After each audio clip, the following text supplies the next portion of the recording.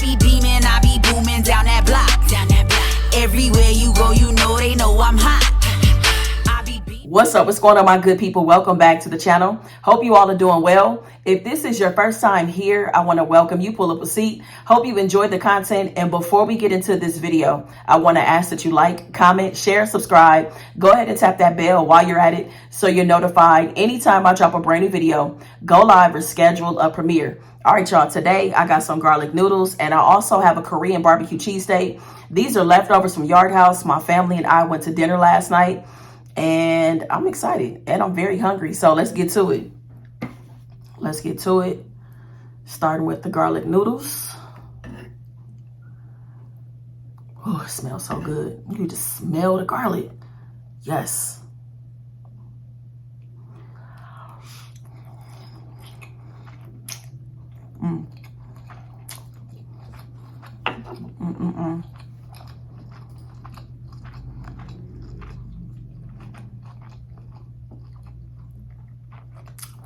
So good.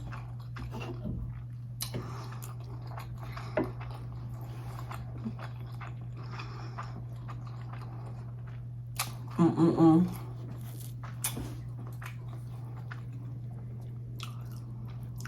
gonna tell y'all what's in this cheesesteak in a second.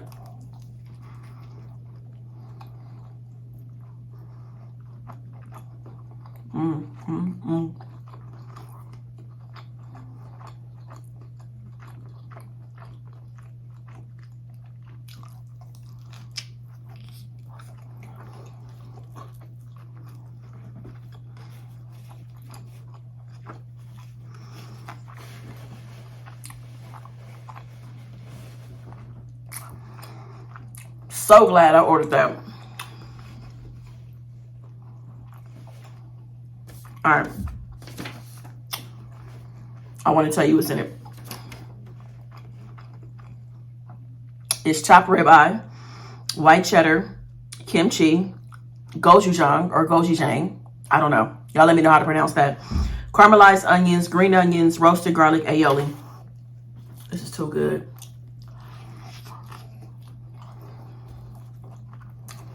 And the meat is nice and tender.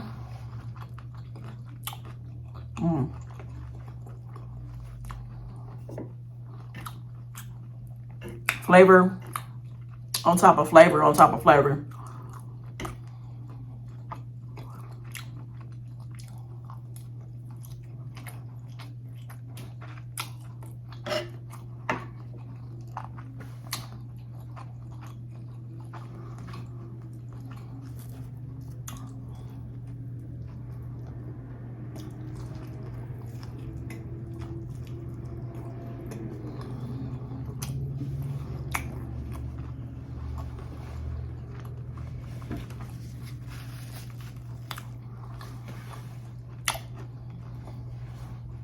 So,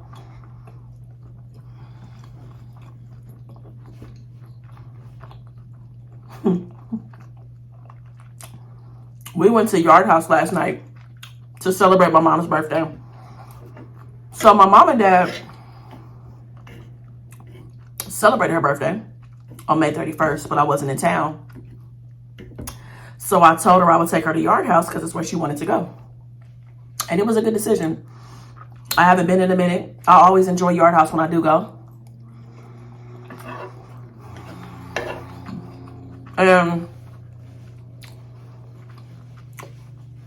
I was trying to decide between the Korean barbecue cheesesteak, a Nashville chicken sandwich, or the beer battered fish sandwich. And so when I asked the server, he was like, "Oh, you got to get the cheesesteak. You have to." He was telling me how this was supposed to be on the menu for a limited time because they had some other cheesesteaks on their menu that didn't perform well, but this one has been on the menu for about 1.5 years because it's been so popular.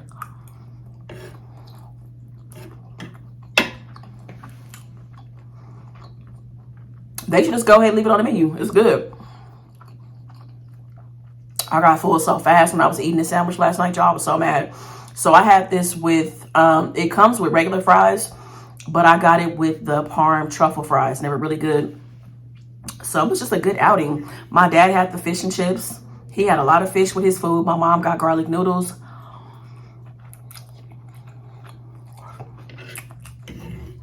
And let me tell you this. It's very easy to spend 50 bucks at a fast food place. Really, really easy, especially with the prices as high as they are. I was really surprised that our dinner was only $75. Very surprised. I was like, that's it? You know, I don't know. I'm just, to me, it seemed like going to dinner is very easy to spend over $100. Very, very easy. Because like I said, it's easy to spend 50 bucks on fast food.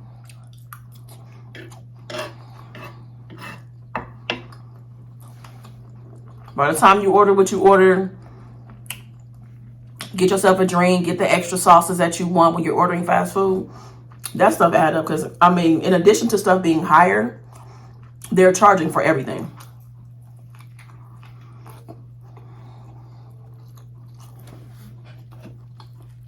I kind of just want the meat.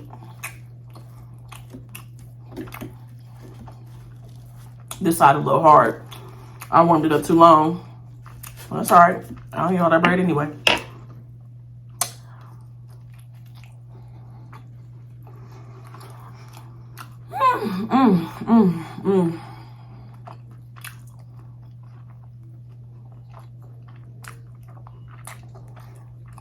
I do have a viewer topic, y'all. It's a good one, too.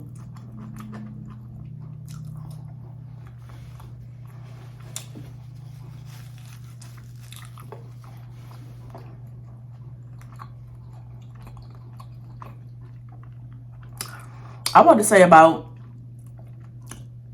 something about social media. As draining as social media can be with all the drama and this and that, and you know, you see a lot of negative stuff on social media. Like, you start seeing people's business, just stuff that we don't need to know about. We don't. We be all in the group chat, y'all. Like, people put us in stuff I know we don't want to be in. You know what I'm saying? But then you can't look away because it's like, well, you put me in the middle of it, now we here, and now I'm invested, right? So anyway, a lot comes along with social media.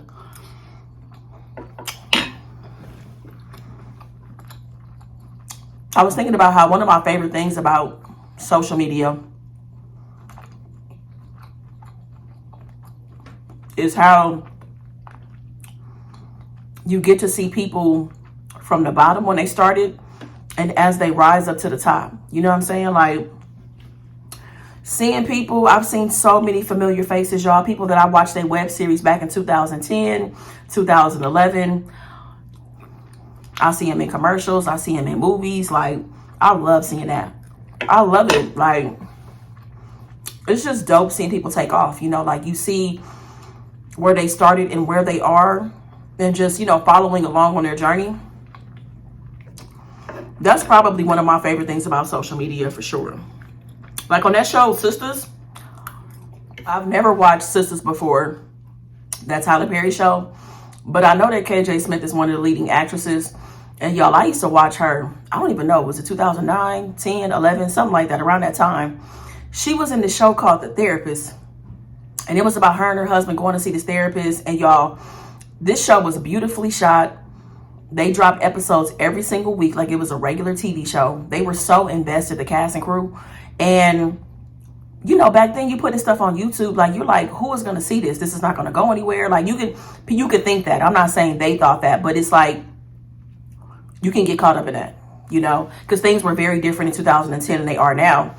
And so just to see her as the leading actress, I've seen her in a ton of things, but like seeing her as the lead actress on a show that's had several seasons and seeing her start in a web series is very encouraging too, just as a creative, to just keep on going. You know what I'm saying? And just putting your work out there, trying different things, continue to experiment, continue to just, you know what I'm saying? Just create, you know, creating and sharing your work is such a vulnerable thing.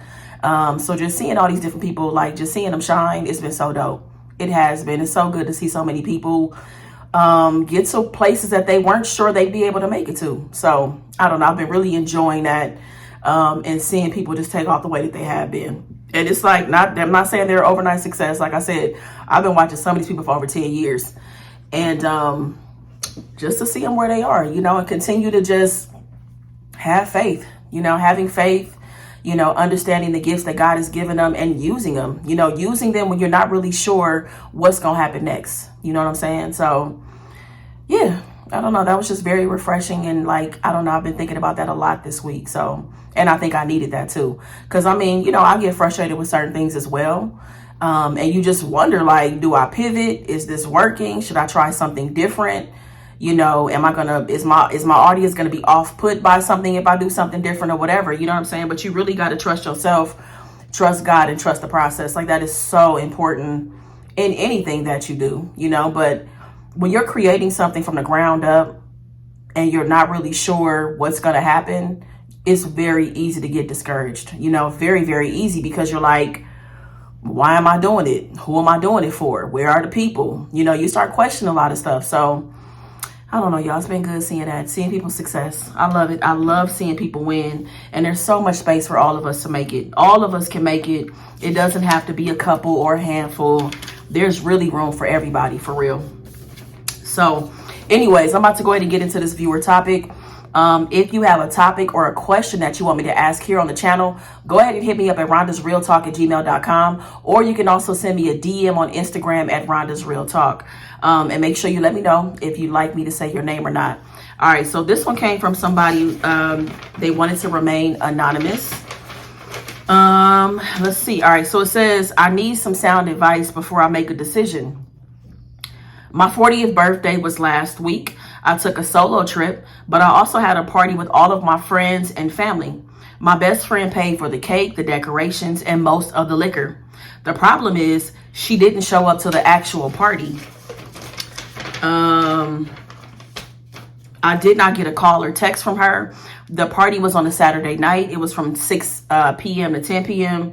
She came to my house the next morning with coffee and an excuse about oversleeping and being exhausted from work. She's a traveling nurse. Am I wrong for wanting to end the friendship? And the subject line of this message was ghosted on my 40th birthday. So she felt like her best friend ghosted her and didn't show up for an important day for her. I had a couple follow-up questions. I wanted to know what kind of friend her best friend has been up until this point. Like, has she been someone who, is this regular behavior where she just doesn't show up? Is she there for you? Like, does she pick up your calls? Is she supportive? Like, I want to know what kind of friend she is. Also, I was curious about, since she's a traveling nurse, when did she get off work, if she had that information? So she responded back to me and told me that she is a great friend for the most part. She said she's a good friend. She's a really good godmother to her children. She's supportive. She said that she was really there for her when she went through a divorce. This really is the first situation where she felt like her friend fell short. So then in terms of work, she said that her friend got off at 8 a.m. I don't know where she was, but she caught a flight and was back wherever they lived. She was back home by 2 p.m. and the party started at 6 p.m. So, all right. So are you wrong for wanting, are you wrong for wanting to end the friendship? I'm going to say, yeah. Had you responded back and told me that she has been an inconsistent friend, you weren't sure, if you guys are coming and going, you're growing apart. She hasn't been supportive. She's been negative. Whatever. If you told me some things about her falling short as a friend on several occasions, then maybe I could understand. But if this is the first time that she's fallen short, I understand. Being 40, it happens one time. It's a huge turning point in life. It's a blessing to be 40. I understand being hurt, being disappointed. That's completely valid. But I do think it is extreme to say that you want to end the friendship, especially if she just hasn't been a bad friend.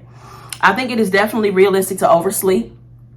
And I'm sure she had good intentions, and even in her absence, she still looked out for you. You know what I'm saying? Like, she wanted your party to be a success. She wanted you to have a good time. That's why she got the decorations, liquor, cake, and cakes are not expensive. I mean, cakes are not cheap. They're not, I've gotten a custom cake before a few times and they cost a pretty penny. They do, and liquor is expensive. Liquor costs a lot of money, getting a bunch of bottles and stuff. You know what I'm saying? So, yeah, I think you should.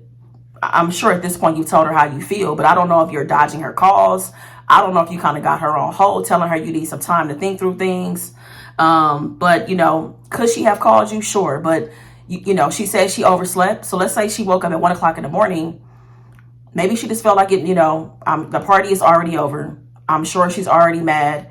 I'll just go over to her house in the morning and apologize face to face and talk about it, you know. And she brought you coffee. And she brought you coffee, you know. I think she was, expecting you to be disappointed and feel some kind of way. But to say you're going to end the friendship, nah. Like you said, she's been a good friend, been a good godparent to your children, helped you through your divorce. You know, she sounds like the kind of friend that many of us wish we had in our corner, you know. And I'm going to speak from a personal, you know, how I used to be personally. I used to be so hung up on my birthday, y'all. Hung up on my birthday. And I would be so disappointed when certain people wouldn't come. I would feel some kind of way. You know, I would, you know, start reflecting and thinking about the friendship and da-da-da-da-da. But it's like, when I really took a step back, all right, cool. First of all, the world doesn't stop. No matter how much you love your birthday and celebrate it, right? Everybody knows your birthday is the same day of the year. My birthday is the same day of the year. Everything doesn't stop because of your birthday. You know, the world doesn't revolve around your birthday. You know what I'm saying? Sometimes people can make it and sometimes they can't. But what really matters is how they show up in your life outside of your birthday. You know what I'm saying? I'm sure they still reached out to you, told you happy birthday, you know, wish they could have been there, but something else came up. Or maybe they just don't have it in them. You know, that's just the reality of it. Like, we are juggling so many things right now in life, y'all, that partying, hanging out sounds very fun until it comes down to it sometimes, you know. And I think we have to be more understanding, you know what I'm saying, extend that grace and have a little more compassion and understanding, you know, for friends. Now, again, this only applies to people who are good friends outside of your birthday. If this is somebody that constantly flakes on you, that gives horrible advice, that doesn't show up for you, that doesn't answer your phone calls, that doesn't support your events, that doesn't support anything about you, that's a little bit different. I'm not talking about those people that are bad friends and on their way out the door anyway. I'm not talking about those people. I'm talking about the people who are solid. People who are solid people. They're gonna fall short, you know. And I think that it stings a little bit more when the reliable friend falls short. It kind of like, it stings a little bit harder because you know how hard that they go to be a good friend. The things they move around to show up for you on other occasions. And it's like, damn, but you missed my 40th birthday. So, like I said, I used to trip on people not coming to my birthday too. Now, I understand it. I get it. You know, sometimes I don't even want to show up. You know what I'm saying? Like, you know, in the last couple years, it's been things that I planned. I would say in the last 5 years, there's things that I planned. And I'm like, the day of, I'll be like, damn, I'm tired. It's my birthday and I don't even want to go. It's been a hell of a week. You know, none of us can predict the kind of week that we're going to have. You know what I'm saying? But I do think all of my friends, whenever they haven't made it, the one thing I do appreciate is that they let me know. I'm not looking for them. I'm not guessing that this is going on or that is going on. Hey, Rhonda, you know I love you. Happy birthday. I hope you have an amazing time. I can't make it. I can't make it. And so I appreciate that phone call. I appreciate that text and letting me know, like letting me know that, you know, I don't have to look out for you, you know, and letting me know you're safe, you know, because I might be worried. You told me you were coming and you don't show up. So I used to be that person, but like, don't be that person. Like, you have somebody solid in your corner. I'm sure she'll make it up to you, you know. She seems like that kind of friend, you know. So yeah, I think that you're definitely, it's a little too far, just a little bit. Yeah, so hold on to that friend. And I'm sure you guys will get through this easily, you know. I'm sure as you were at your party, you know, looking around, drinking, dancing, having a good time, you wanted to see her face in the crowd. But if she got home at 2 p.m., I'm sure she was exhausted. Who knows what kind of week she had?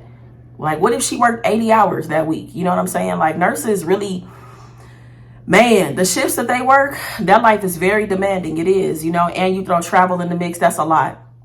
She caught a flight the same day. I mean, was she even supposed to come back the same day? Or did she come back because she had the intentions of coming to celebrate you? So, you know, don't lose sight of all of that. And don't lose a friend over you just kind of being caught up in your feelings. You know what I'm saying? Like, our feelings are not facts. You know, like I said, you could feel hurt and disappointed, but that does not make her a bad friend for oversleeping, you know. But so, yeah, that's my advice, y'all. Let me know what y'all think in the comments. You know, how would you handle the situation? Do you feel like this is are you one and done? Like, if your best friend let you down this one time, would you be over it? What would it take in order for you guys to get back on a good page? What would be your expectations? Yeah. So that's it, y'all. I hope you enjoyed the video. If you did, go ahead and give it a big thumbs up. I appreciate y'all watching. Make the best of the day. Be good to yourself, y'all. Peace.